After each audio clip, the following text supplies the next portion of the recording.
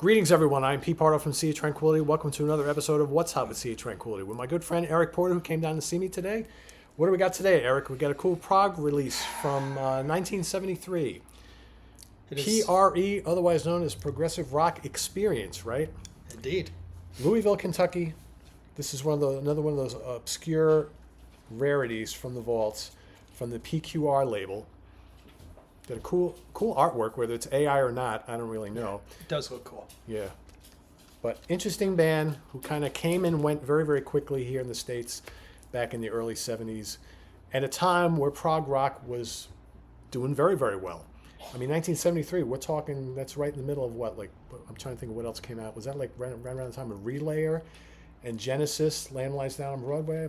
Do I have my years We're correct? 75 probably for that. This would be maybe more like Fragile. Right, I'm in the Fragile era, Selling England. Yeah. Talking the same bands, but yeah, good year. And I think as we get talking about this band, they fit kind of in that. They totally fit in that wheelhouse. Yeah, And I mean, you have that U.S. I know the U.S. Bands sometimes get hammered a little bit, but like the Star Castle. I'm sure we'll go into that as we get talking, yeah. but. The influences are there. They're totally there. It's a 5-piece band. You got two brothers, Alfred Collinsworth on lead and backing vocals and 12-string guitars. Larry Collinsworth, his younger, older brother, on all sorts of guitars, backing vocals. Oh, I saw something here. Bowed electric guitar. That's probably that Maybe violin that's what it we was, thought we yeah. heard, yeah. We've also got Brian Paulson on keyboards, mainly Hammond organ, electric piano, grand piano, and mini Moog. Steve DeMoss on Rickenbacker. Of course, Rickenbacker electric bass, right? Okay. That'll come out too a little bit. Dwight Dunlop on drums and percussion. So that's the band members. There they all are right there. Okay. And here in the studio.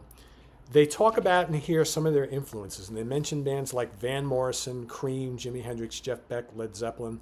But man, oh man, when I listen to this, I hear like early Yes. Yep. And sometimes on the keyboard front, I hear ELP.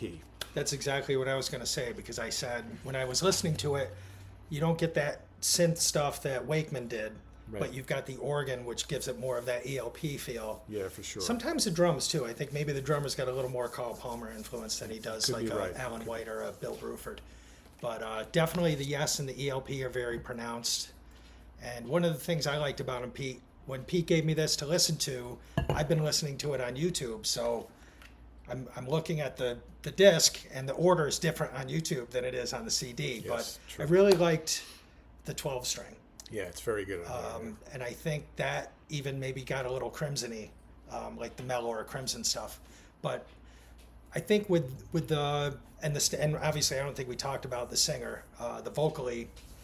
He definitely has the John Anderson vibe. Oh yeah, 100%, yes. And for me, the acoustic song started the CD on YouTube. So Right. it started out very mellow.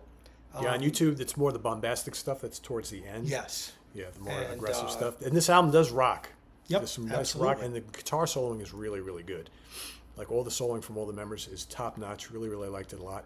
Did you find in some instances they start to get a little intricate and use the counterpoint thing, kind of like Gentle Giant? Yes. I heard a little Gentle Giant things going on too. And again, this is 1973. Gentle Giant were never a big band, so I don't even know if these guys were familiar with them at all. I mean, no way of really knowing. They don't mention them at all in they do an interesting job of not really mentioning a lot of the other prog bands in the essay in the Well, booklet. it's pretty early on. So I'm like you said. I mean, obviously Prague is in its heyday, but 73 is still relatively. This stuff is just getting out there. Yep. And what I thought was interesting, Pete and I talked about it before. This is an independent band, so they had no label backing. 1973, they were only together for a year. This is a really good sounding. I mean, they didn't do this on a 4-track in their basement. No, it sounds really good. It sounds like a professional production job. And I don't know if stuff had been touched up because when did this originally? This is a reissue, but it did come out on CD prior to this, I believe, right? Did it? A lot of the PQR stuff they reissue after it's already been reissued either on vinyl or CD, Okay. like in the early 2000s. So there is, and again, probably should have looked this up beforehand, but yeah, this has seen the light of day before. Okay. And it's been up on YouTube for quite some time. It has, okay. So yeah, Because I had not heard of the band, or I never heard of them you know, either. and I'm thinking of stuff like I mentioned Star Castle, and they obviously had the Yes influence, a U.S. band, something like Hands, where Hands I think was a little more gentle giant-y than. Yeah. But it's very interesting to think about. I mean, now you can bring out your laptop, you can record, make some decent recordings, These guys had to put a lot of money into this. I don't know where it was recorded or produced, but you know, that's not cheap for an independent band in 1973 to go and put out a full-length album. So, And for folks who like those obscure American bands who were populating right around this time, that kind of sounded like Yes, Star Castle, Cathedral, some of these other bands, I think you're really going to enjoy this. This is as good as a lot of that stuff, I think.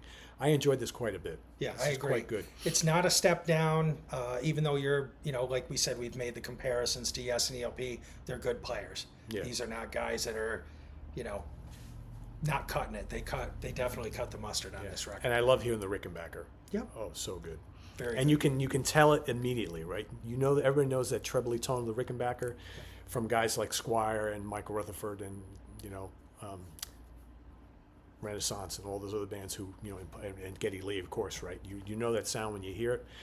The guitar leads are great throughout the whole album. Really, really good stuff. I like this a lot. And it's not surprising because this PQR label, they have done nothing but reissue really, really cool stuff over the last few months. Any other stuff that comes to mind that they've done that off the top of your head? That... a lot of band names that I've already kind of forgotten the names of, but yeah, they've done a lot of stuff like this, like a really obscure, mostly American stuff, but they've done some European stuff, and it's all bands I had never heard of before. So where they're finding this stuff, I don't know, but really, really good label that has caught on to some really good nuggets out there.